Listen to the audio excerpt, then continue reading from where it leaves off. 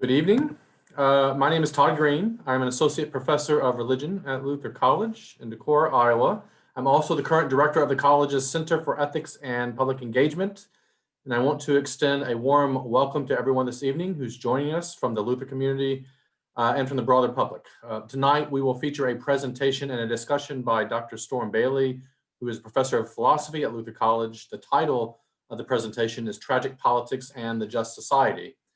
This lecture is sponsored by the Center for Ethics and Public Engagement at the college. The center's purpose is to facilitate dialogue and understanding about responsible citizenship and the most pressing ethical issues of our time.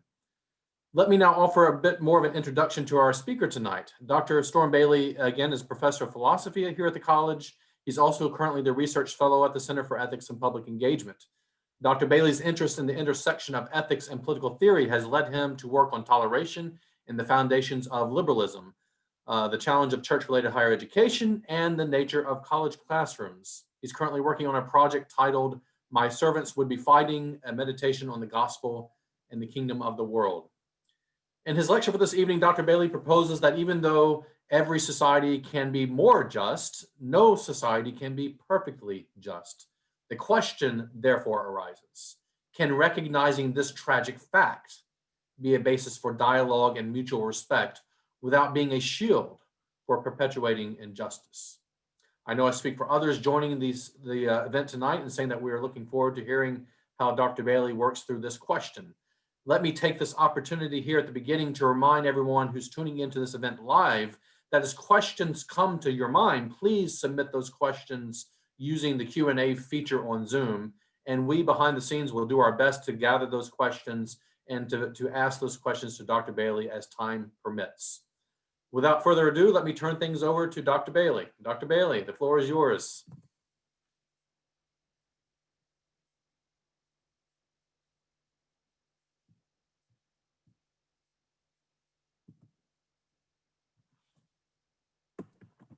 Thank you, Todd. Let me also add my gratitude for all of you who are here watching live.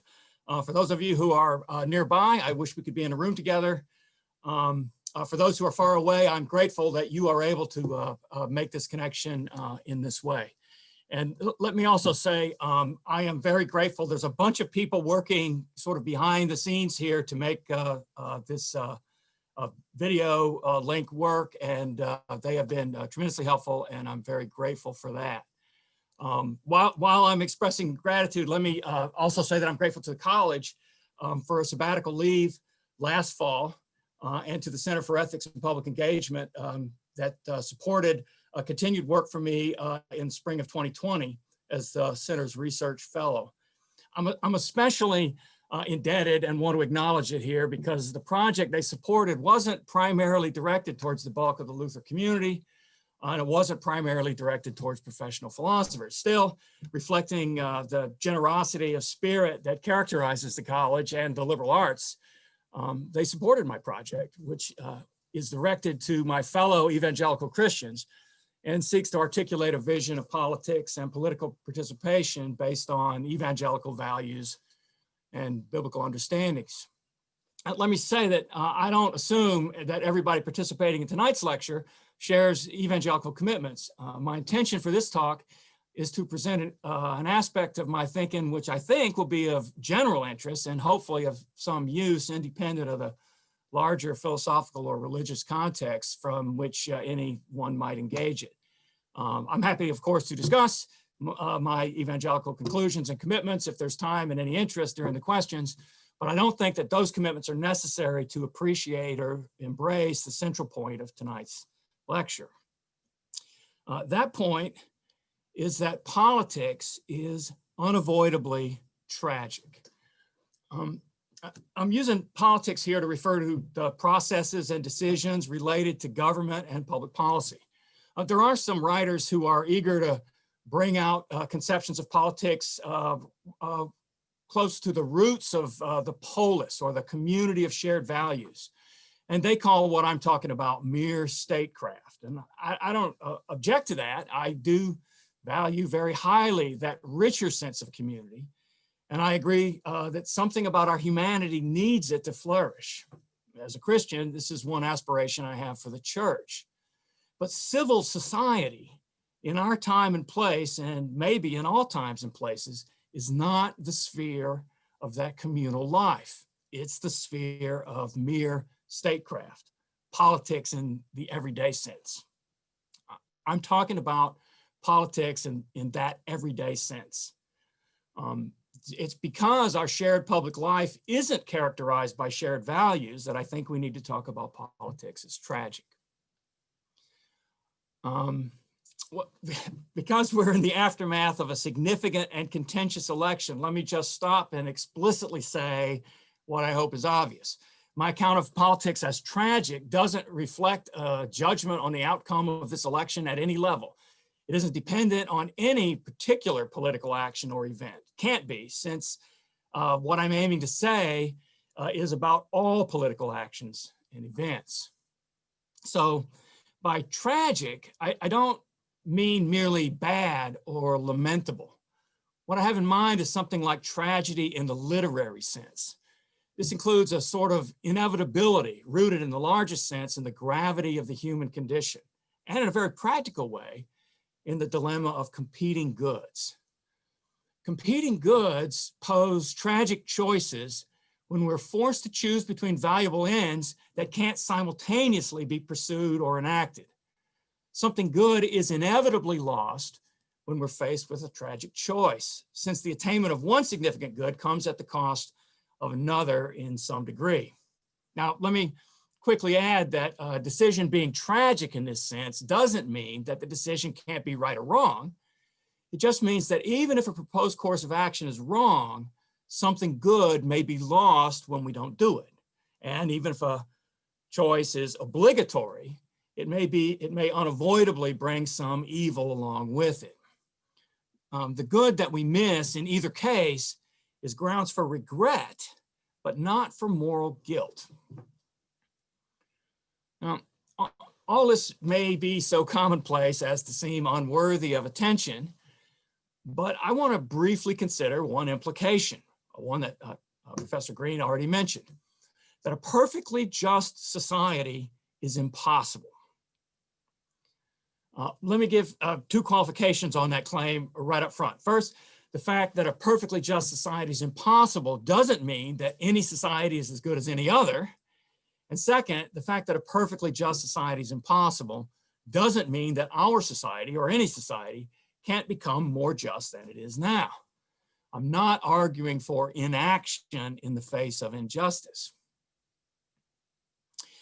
The fact that no society can be perfectly just is entirely unsurprising from a Christian perspective that takes the brokenness of the world seriously. Fallen human beings, captive to fear and selfishness in a world of scarcity, have to be governed by external constraint to prevent injustice. But no system of external constraints can rectify the condition that gives rise to injustice, fear and selfishness in the human heart.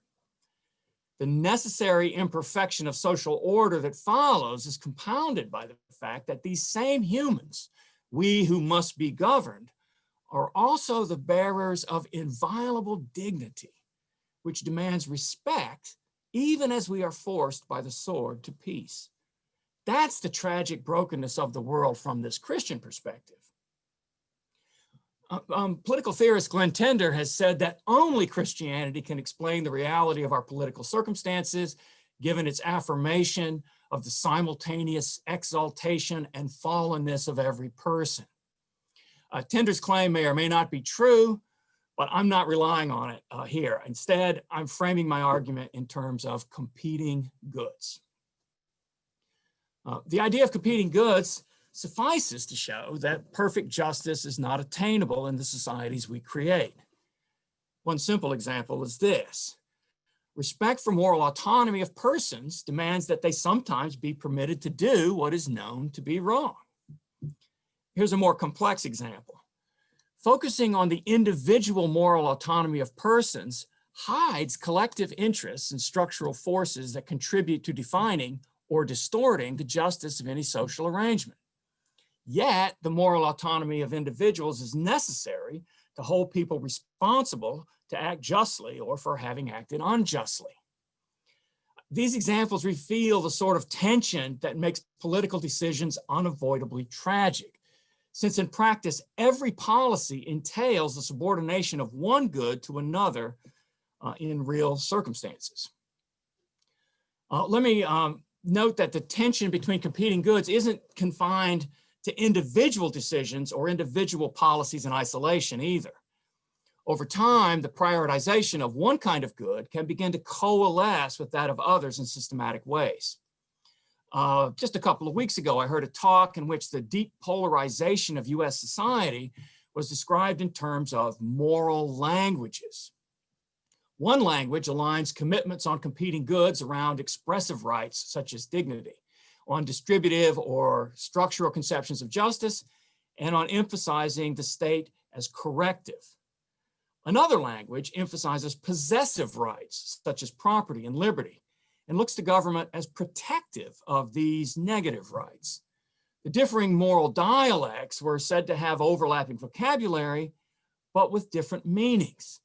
They have little resources for an articulation of the common good, and speakers of one language mistake the other language for moral incompetence. Now, I think this account usefully illuminates the moral underpinning of our deeply divided society, but I'm pushing even farther than the analogy of moral languages. My appeal to competing goods is not about differing perspectives on a unified good. It's not about different ways of talking about the moral world. I mean that our moral world is itself divided when it comes to organizing human life together. No translation from one language to another or to some synthetic third language can erase the tragic implication of competing goods in the actual systems we create. There cannot be a perfectly just society, not even one with multiple descriptions. Okay, at this stage, we need to stop and note that this invocation of tragic politics could do more harm than good in political life. One way would be if the inevitability of lost goods in political policy led us to dismiss or ignore those goods which our policies fail to maximize. In practice, this would mean simply dismissing any claim that our society is unjust with the rejoinder, well, no society is perfectly just. It's true that no society is perfectly just, but it's also true that every society could be more just. In fact, our attention has to be focused precisely on those goods which have been subordinated in the policies we enact. How else will we find creative ways to lessen the impact on those who suffer most from the lost good in a particular policy? Or to notice when those same persons begin consistently to bear the brunt of loss across multiple policies? How else, in other words, will we work to make our imperfectly just society more just, except by attention to the tragic nature of our policies? Alternatively, this account might lead to some sort of relativism. If every policy and its opposite unavoidably tend to the subordination of some good, are all policies and their opposites equally good or bad? Of course not. I said in my initial caveats, just because a choice is tragic, it doesn't follow that the choice isn't obligatory or that it isn't wrong. In some cases, the choice between the good gained and the good lost is so obvious that the tragic tension escapes our notice altogether. Other choices may be more difficult, but we see the way to make them. For example, we argue that placing the burden of proof on the prosecution, innocent until proven guilty, is right because it is worse to punish the innocent than to free the guilty, even though it's bad for the guilty to go free. In some cases, though, the seriousness of competing goods may be so great that we can find no agreement about policy, though the policy, however decided, still isn't a case of good against evil, but of good against good. And we can make such policy choices in the justified conviction that we are right, even in the tragic recognition of the good that is lost. This suggests to me a Another consideration related to the psychology of these tragic choices. Isn't it natural for us to move towards ignoring the goods inevitably lost in any political action we make? Something like self-preservation or peace of mind or reducing moral dissonance moves us to push them out of our mind. It seems to me that this is nothing less than the challenge of how to remain fully conscious in the midst of our complicity in a broken world. I don't want to pass this challenge by without mentioning it, but I acknowledge that mentioning it isn't answering it for a general audience. With all this, though, what's the good of focusing on tragic politics and the impossibility of a perfectly just society? Let me just briefly address 4 possibilities. Y'all can certainly think of more. You can probably also think of difficulties for the entire approach, which I will be eager to discuss in just a few minutes. But here's 4 positive considerations: humility, cooperation, compromise, and respect in disagreement. Humility is related to the psychological complication just mentioned, the necessity to hold in mind that our policy position, for all the good it brings, inevitably omits or subordinates some other good. I believe that the virtue of humility is rooted in acknowledging the truth. And this tragic truth should ground genuine, unfeigned political humility. You don't need me to tell you that this spirit is in short supply when we're in the middle of an election season. Every brochure that's been in your mailbox, every ad busting onto your YouTube says that our party, our candidate, our policy will fix everything. It seems to have become anathema to acknowledge any defect, any lost good, any hint of the tragic in the frantic months when the struggle for office is on. And we brought this on ourselves by ignoring the tragic nature of politics to the extent that we won't support candidates who are honest about it. They seem to think so. But at the very least, in this moment, as far as we can get from the next election, should we make space for humility in our political lives? It will make our political lives better. It might, if it enables cooperation. And here I mean cooperation with fellow citizens or fellow elected officials who are not of like mind with us.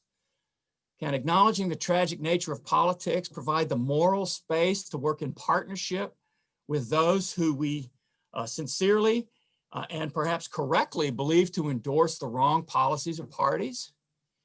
If we can identify at least some genuine goods these policies or parties affirm that are lost by our own in the situation, isn't that grounds, if not to welcome their partnership, at least to recognize their stake in the common good? I think it is, and that's an opening for cooperation. Still, since our political opponents prioritize goods differently, they will still endorse different policies. Policy agreements will require compromise. Now, compromise is a funny thing, and it seems to have fallen on hard times lately. There is a narrative in which compromise is the very essence of politics. But the more common narrative these days seems to be one, for want of a better term, of purity. Now, as a conservative Christian, I'm the last to disparage purity of principle. There are some things that one simply doesn't compromise. And in fact, that one should die before compromising. So sincere moral conviction isn't to be despised, and it certainly isn't unique to religious people. But it's precisely the tragic nature of politics, which entails that the regulation of our life together is not the realm of purity. Now here we're standing on the edge of deep philosophical waters, and I'm going to forbear to attempt distinguishing the tragic nature of politics from the Machiavellian pronouncement that rulers must learn to be wicked, or from the subtle variations of the problem of dirty hands, or from a crude utilitarianism which takes no note of the inviolable dignity of lives crushed in pursuit of the greatest good. I'll merely emphasize that the tragic nature of politics means that our political opponents can and do seek recognizable goods with alternative policies, and that no policy is morally perfect. This provides the possibility for political compromise, which is not moral compromise. As a footnote, let me also acknowledge, again, without answering, that we need to question the limits of compromise and the sense in which it supports the status quo or makes inordinate demands on the powerless. And we may, in fact, want to return to this question in the discussion. I'll only add here that setting the boundaries of compromise or dialogue is also a tragic choice. But whatever its limits, political compromise is possible without moral compromise. The consideration that political opponents seek recognizable good forms the basis then for respectful disagreement. That's not to say that every political position in isolation deserves respect, but the tragic nature of politics does mean that legitimate considerations can be raised against any political policy, and that no political system is perfectly just. Here's what I'm saying. If any of us or our political group had free rein to create a society regulated consistently according to our own ideals and principles, our political rivals would have some legitimate grounds for the moral critique of that society. That doesn't mean there's always a way to improve society by accommodating a particular critique, but it does mean that we should enact our policies and work for change with humility, even when we are right. Recognizing that politics is tragic means that creating good policy is served by cooperation among political opponents, and that there are possible grounds for cooperation without moral compromise. Those same grounds mean that disagreement does not have to entail disrespect. Look, the tragic nature of politics arising from the fact that general regulation of life together requires choosing between competing goods is not a very daring thesis. It doesn't seem to go much beyond the obvious. It just isn't all that radical of a claim. But its advantages are real. So are the depth and bitterness of political divisions in our society. Recognizing the tragic nature of politics will not heal our division, but it will help us as we work for justice and an honorable peace, whatever else that work may require. Let me then end with a short postscript, if I could, about the liberal arts in acknowledgement of our life together here at Luther College. If political deliberation is forced to reckon with competing goods, then liberal education is crucially relevant to politics. This is true, first of all, because liberal education seeks to uncover the broadest range of conceptions of the good that might be held. More important, it's relevant because grappling with decisions involving competing goods is the paradigm sort of unscripted problem, a question with no algorithm for answering, which is central to liberal education. These questions and the means for answering them are central to our humanity and not coincidentally to the liberal arts. Since, as I've argued, facing competing goods is essential to all politics and recognizing them is conducive to just and cooperative political life, my hope is that Luther College and institutions like it will be exemplary communities of respectful disagreement, and that our graduates will similarly affect the politics of our nation and world. I'm grateful to have some small part in that work. Thank you.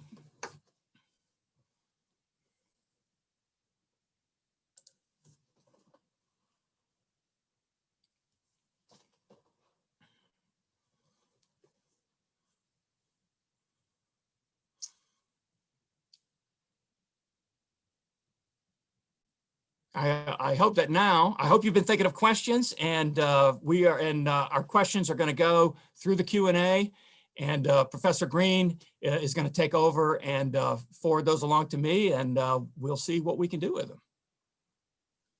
Yes, thank you, Dr. Bailey, for your very thought-provoking presentation this evening. We actually have plenty of time for questions. Just a reminder that if you're tuning into this event live and you have a question you'd like to submit for Dr. Bailey to consider, please do so via the Q&A function on Zoom, and we'll do our best to get those questions to him while this event is going. And if for some reason we don't at the end of the event this evening, we'll give you his email address so you can email him those questions. That is at his own invitation, I should add. So Dr. Bailey, actually, you and I were talking before this event, and I had one question I was going to start off with, but I've changed my mind in the midst of your presentation. I'm going to ask a different question, if that's okay, to start us with, off with, right? And that question is this. I want to maybe talk a little bit more, or hear you talk a little bit more about the limits of compromise when it comes to a very particular concrete topic, controversy that we are wrestling with in our current political moment here in the United States, race and racism.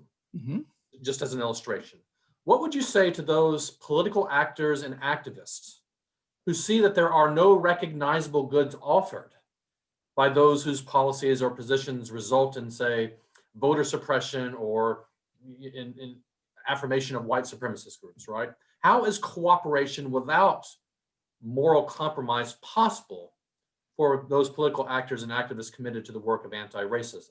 Just to use one illustration. Well, thanks, Todd. I'm really glad that you are saving the hard questions for later in our discussion. That's really sort of the central and hardest one, I suppose. I'm not prepared to say that there's anything good about white supremacy. About the claim of racial superiority or inferiority. I'm not prepared to say there's anything good about voter suppression.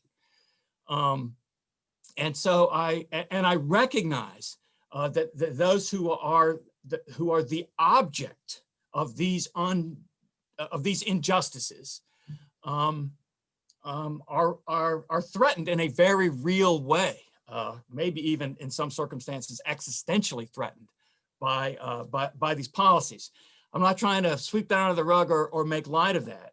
And it may be that persons in that situation can't find a place to compromise, because there's not any compromise with white supremacy. So let me try a couple of things out here. One, on a practical level, white supremacists, by and large,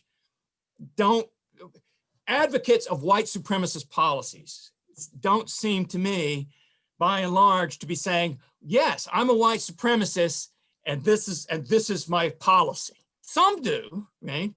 But most identify some other good, right? That they seek. Now it may be that claim of some virtue that dodges the real. It may be that something that is literally evil is the real motivation. Okay, but rarely is that spoken. And so it may not be that a person, as I say, who is the object of white supremacy, is in a situation to do this. But I actually go out and try to sort of engage with people who are promoting white supremacist policies, and I engage them by taking their claims. They say, well, this is the thing I'm seeking, and I say, well, yeah, okay, I see that that's a good, that thing that you say you're seeking, okay, but this is the other thing that's happening. Here's the way in which what you're advocating, whether you admit it or not, is enforcing or reinforcing white supremacy. That doesn't always work, but I feel that I have an obligation to do that as someone who's not the object of those sorts of racist policies, to begin to try to to cross that on behalf of those who are. So that's one thing. And I have found that I'm able to have conversations, civil conversations with people who are advocating these policies. I hope that I've managed to do that without in some way accommodating white supremacy or strengthening it. And that's where we get to the limits of compromise. I certainly recognize that there may be some point at which even my attempt to sort of engage, right, in those discussions could have the effect of reinforcing those policies or ideas, and that wouldn't be right. I've been talking maybe for too long on your question. You can refine it or adjust it in any ways you like. I got more about most everything that we might talk about. I have a hunch we're going to have other opportunities to delve into some of what you just said. No, thanks. That very thought-provoking response as well. We have a number of questions coming in already, so let me pose some of these to. This is from John Jensen. So he's asking, can you say a little bit more about purity, how it relates particularly to your argument, and how we overcome it potentially? It seems, as you said, that purity is part of Christianity, but it's common on all sides of political discourse today. So what are the roots of purity and how can we overcome that? Right. Okay. Thanks, John, for that question. Purity, I try to think of a different word because, especially in Christian context, has all sorts of other connotations about more purity and so forth. What I had in mind is this idea that of uncompromisingness, right? That I cannot compromise in any way. With ideas that are opposed to mine. It's a sort of an all or nothing idea. And there are certainly places, what I've tried to indicate is there are certainly places where it's appropriate. But the larger picture that I've tried to paint is that politics, that is our shared civic life, is not the realm where we can be all or nothing, at least about everything. Maybe the best thing for me to do is to use an analogy from the Christian side. There are many Christians that I have been engaging with in recent months who have sort of very, very strong political views. They feel that the positions that they're taking on these policies are literally dictated by their understanding of Scripture, right, of the Word of God, and that God is to be obeyed unquestioningly and fully. And my attempt at engaging these fellow Christians has not been to say, I disagree with you about whatever God might think about certain kinds of activities or whatever, but to try to say, look, that's not the way in which we engage in politics. The reason why I dare to use this as an example is because maybe many of us are sort of familiar with this. We sort of look and we go, oh yeah, those folks, when they look at a policy, they're like, no, there is absolutely no compromise. I can only do this and no other thing.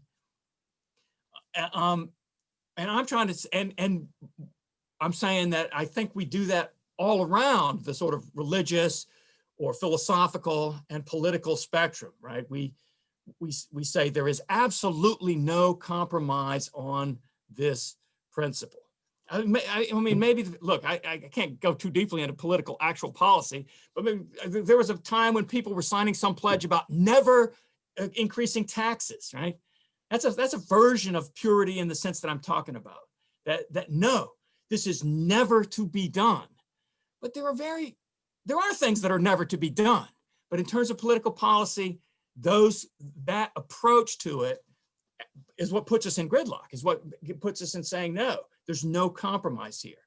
So what I'm trying to do is the difficult work of saying, I acknowledge that there are boundaries to compromise. There are boundaries, but that those boundaries are a good deal farther out than our own personal, maybe moral convictions. There are certain moral convictions I have that I hope that I would have the moral courage to die. Literally, I mean that, to die before I would compromise them. But there is, about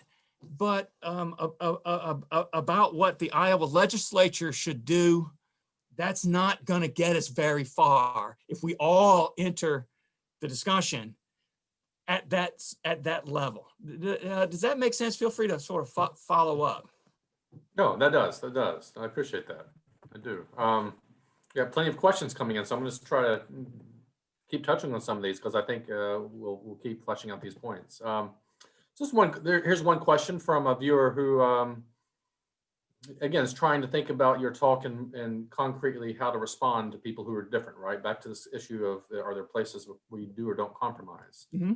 So this viewer writes, I have friends who support and voted for the opposite candidate in this previous election, than the one I would support. Their voting choices directly hurt me, and yet they present themselves as people who love me or care deeply about me. How do I respond to them, or this idea that they could vote for someone who would hurt me, but yet present themselves as caring people, or as people who have legitimate competing goods, if we want to add to the language that you were using in your talk? Mm-hmm. Well, I don't want to pretend to speak for the motivations or the inner or the soul of people with whom any other folks are interacting with. But if I could speculate on this model in general, someone who says that they love me and yet supports policies that hurt me, or either lying about whether they love me. But for example, I think it's safe. This is someone in my family. I don't think they're lying about that. They really are focusing on one kind of good rather than another. And I think it's very important. I think it's very important to be heard by such people. And again, once again, I'm not going to be the one to necessarily advocate that everybody's in a position where they're able to have this conversation right now. But one way to be heard is to say, look, okay, I see what you're going. I see one thing you're going for. Okay, I hear that. But now you need to hear this from me. That policy, in spite of whatever good you see that may come of it, that policy threatens my very life or harms me in this very specific way. We need to find spaces. We need to find spaces where we can begin to have that difficult conversation. Because let me just, I'll remind you that I said before, sometimes those of us who are in some sense bystanders are better able to do that, are better able to sort of negotiate, to say, hey, okay, look, what don't you see that what you're saying to that person over there is making them feel in a certain way? And I, for one, am committed to trying to do that wherever I can. I try to do that most every day. One more thing, and this may come back. Well, let me put this in terms of my convictions as a Christian. That those of us who are in power have an obligation to serve from my Christian perspective. Okay, this is not the way our government works or any kind of thing like that. This is the way I feel obligated to work. That when I have power, my obligation is to use that power to serve those who have less power. The example being, right? I mean, Jesus says to his followers when they're all looking for high position in his kingdom, he says, "Listen, among the world out there, in what I'm calling mere statecraft, people who have power use it for their benefit. But it's not so," he says, "among you. The one who is greatest among you must serve. You use it for service." And Jesus himself, as the King of Kings, literally laid down his life. So when I feel that when I find myself in a position of power, if I'm having a conversation about white supremacy with someone who's the object of it, it's my job to listen and to serve. Okay. And so those of us who are in a position, those of us who are in these conversations on the other side from where this questioner is, my message is, look, we need to stop and listen. We need to stop and listen. And where we find ourselves in a position to facilitate these conversations, that needs to be the message I think that we give to those who are in those positions of power, to those who aren't threatened by disagreement, those who aren't threatened by the fact that you voted for someone else because they weren't going to get hurt either way. Right? Those of us who are in that position, we need to be telling our fellow people in that position, hey, let's stop and listen. Otherwise, we're never going to have the kind of peace negotiated, and it's going to be a negotiated peace. We may never get to shared values. I don't think that we will in this society, but we can get to peaceful cooperation, I hope, and that's the one way to do it. Okay. I think somewhat related is another question from a viewer named Christian who asks that this prefaces by saying this may sound a little pretentious, but is it worth trying to have a rational debate with someone who isn't willing to compromise on anything? And how do you open another person up to the idea of compromise? And I can add, maybe presumably, if the starting point seems not to be one at all of compromise. Well, look, you're asking, thank you for that question, but you got to remember, you're asking a philosopher, okay?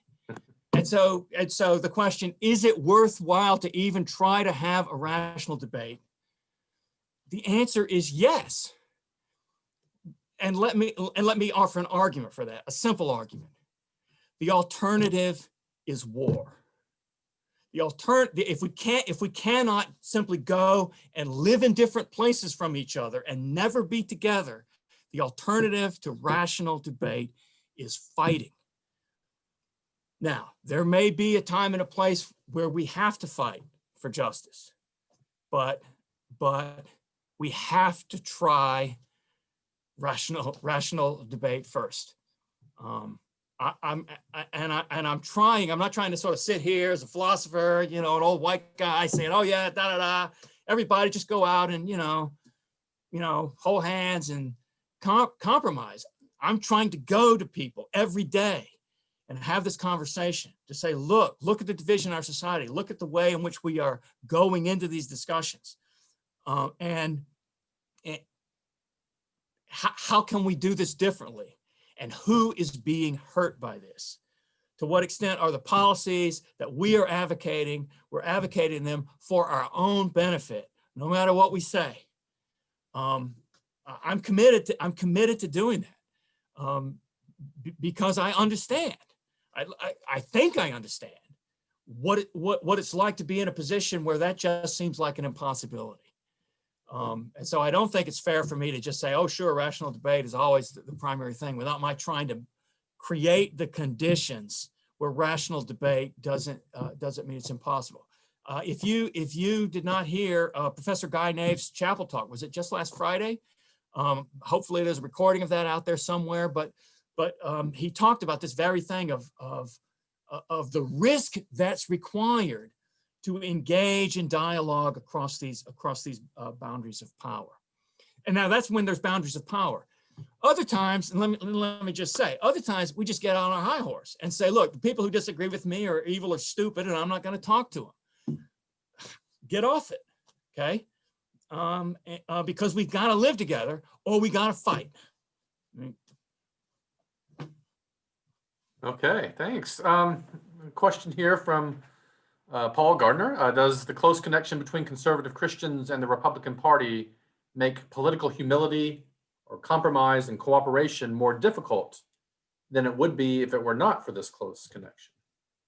Well, Paul, that's a great question, but although I'm not sure, does it make humility less possible for Christians? Does it make humility less possible for Republicans? Does it make humility less possible for Professor Green? I mean, so I'm a little vague there. But I will say about Christians, about sort of the people with whom I identify, largely white evangelical Christians, who have, the stats for the strong alliance with the Republican Party.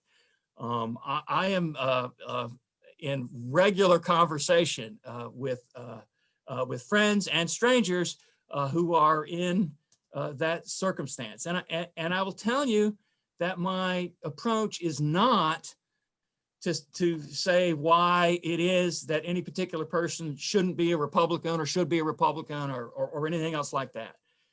There's plenty of people walking around saying, well, you should just not support those policies, or you should not be a Republican. Those who are saying that really aren't being heard. What I'm trying to say is we need to think about where our primary loyalties lie. And I think it is, I was going to say tragic, but I already said this whole thing. I think it is lamentable, okay? It is lamentable that so many Christians, Bible-believing Christians, have gotten so tightly connected to any political party. I think this problem happens on the far left in the church as well. But your question and the thing before me is on the right. That I think is the problem. And so I want to appeal again to common values. I want to say, look, we need to engage the political arena, prioritizing questions about justice, prioritizing questions about what's right, prioritizing questions also about what it means for me as a Christian. What's my relationship to these political systems? And I've got sort of lots of stuff to say about that. But so my approach to Christians is not to say you shouldn't be aligned with a particular party. It's to question this sort of lockstep alignment with any, let's say, secular or political system. I think that's the root of the problem. And that's what I'm interested in engaging.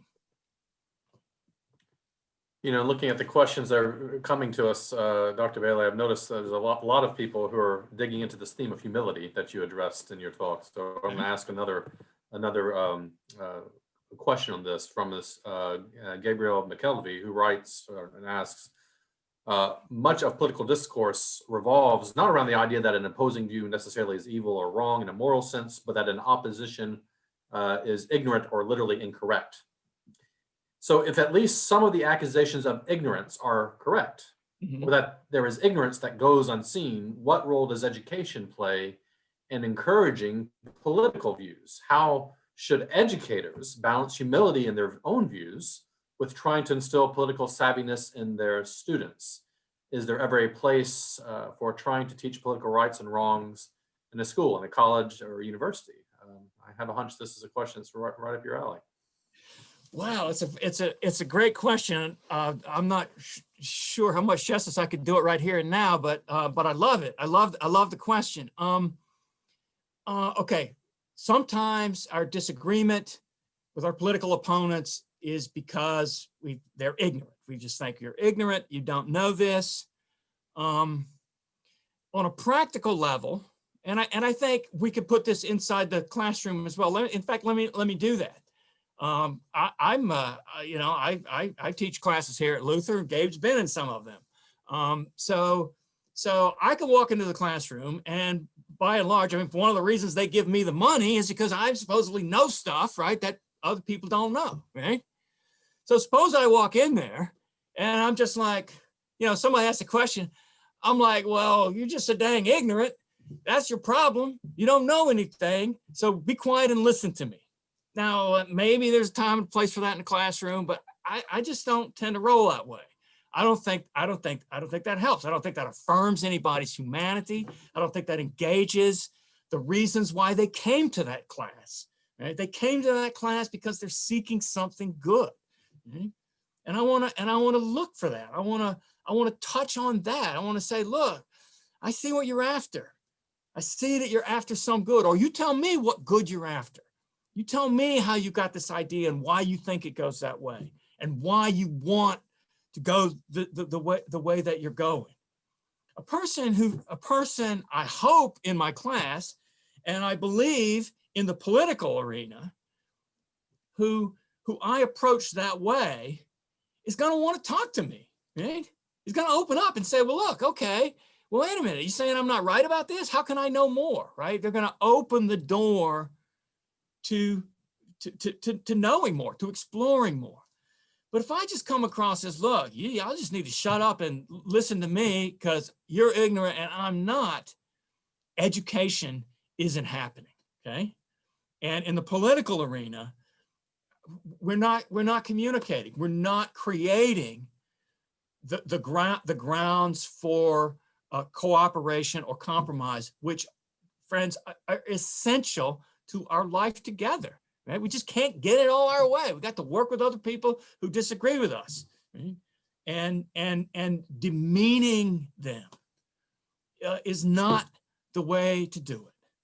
And that's why I want to. And again, once again, I'm acknowledging I am in a position to be able to do this. I want to look for the good that they are seeking. I want to affirm their humanity.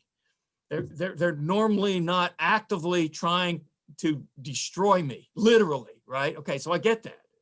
But if I've got that privilege, I'm going to use it, and I'm not going to use it to beat people up. I'm going to use it. I'm going to use my freedom to find out what good they're after, to affirm their humanity, because then they might want to know something that I think I know.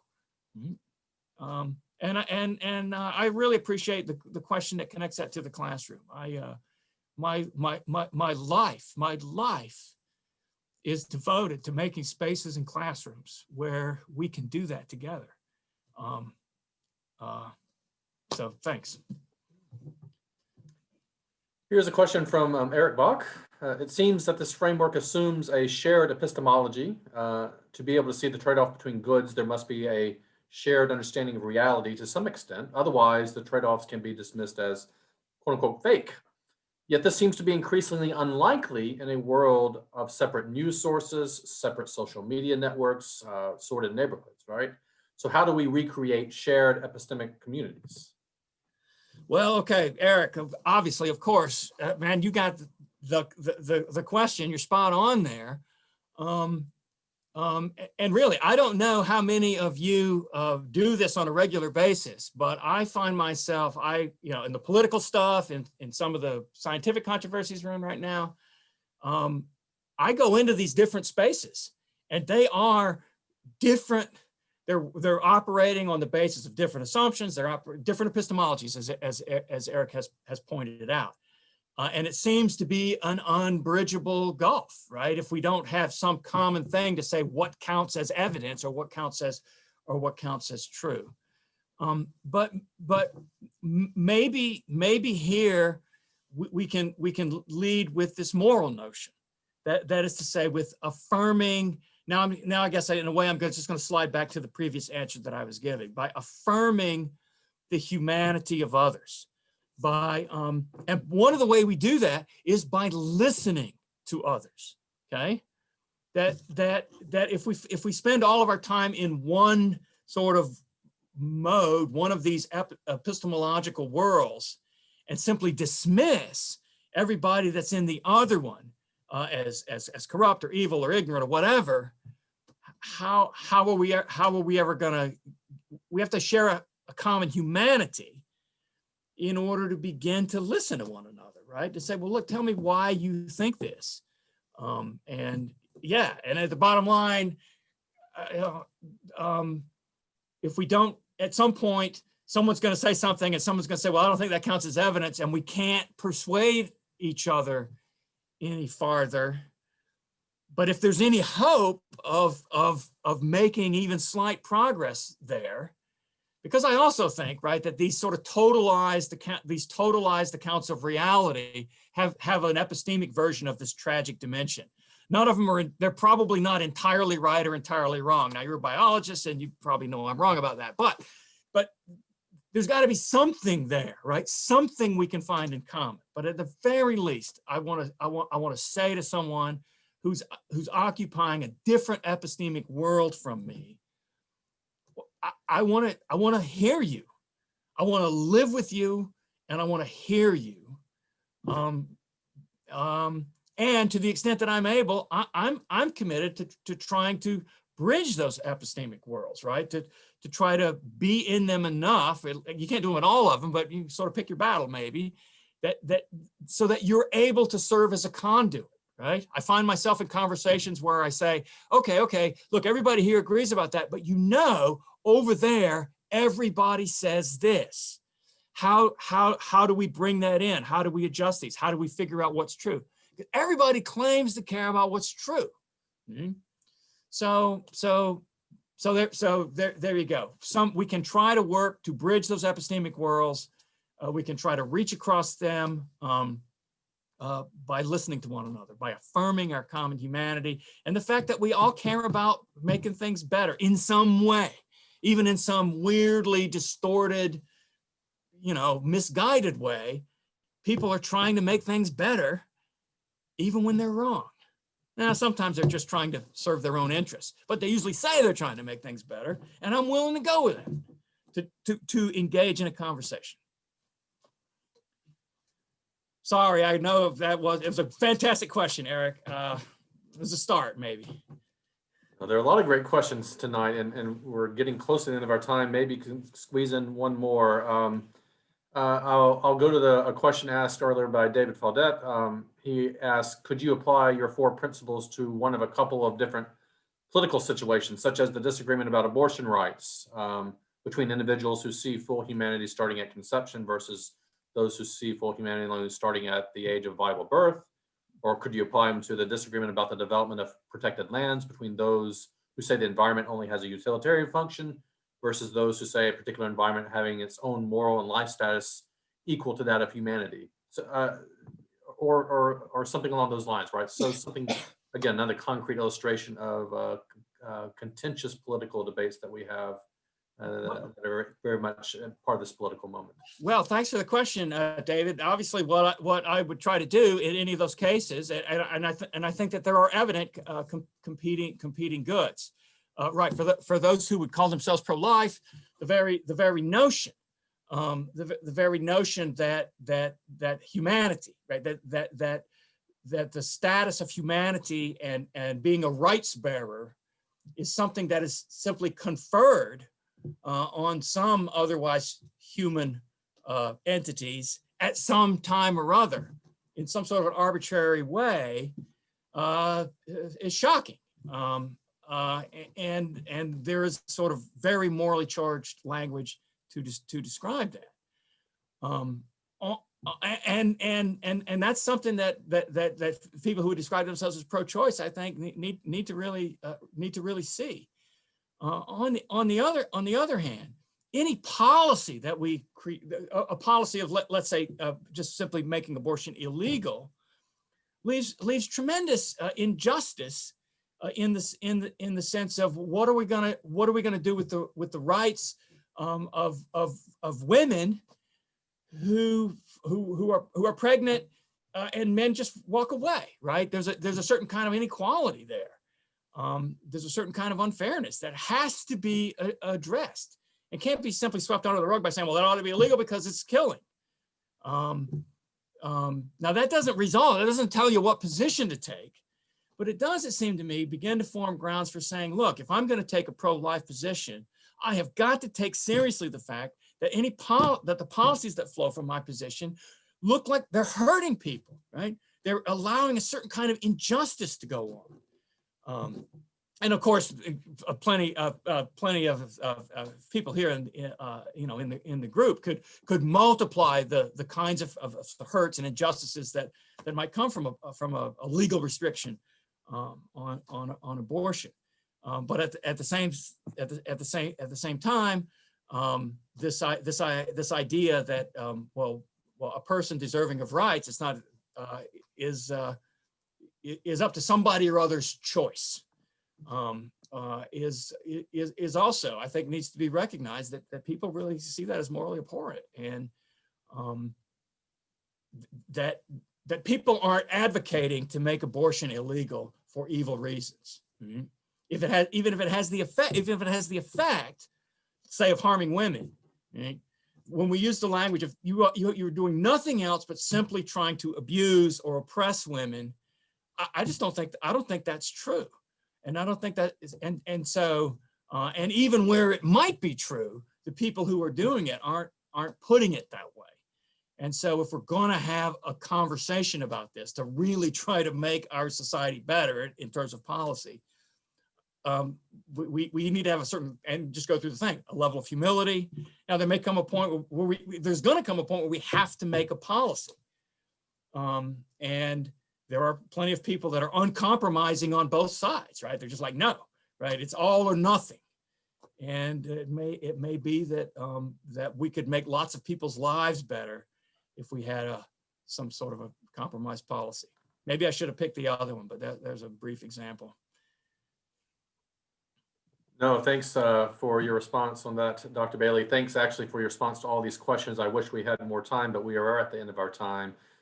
If you asked a question that we did not get to, or if you had other questions that came to mind and you would like Dr. Bailey to engage Dr. Bailey with those questions, please feel free to email him. His email address is baileyst@luther.edu. Thank you again, Dr. Bailey, for your presentation, for your work on this important topic. Thanks for all of you who tuned in live for this event, and those who will be watching this as it's recorded later. And I think I can speak for Dr. Bailey, and I certainly speak on behalf of the Center for Ethics and Public Engagement, in which we say we're looking forward to continued conversation on this topic of the tragic nature of politics in a just society.